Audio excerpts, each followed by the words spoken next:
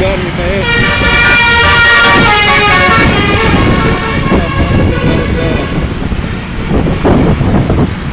Hari Sabtu banyak yang berolahraga.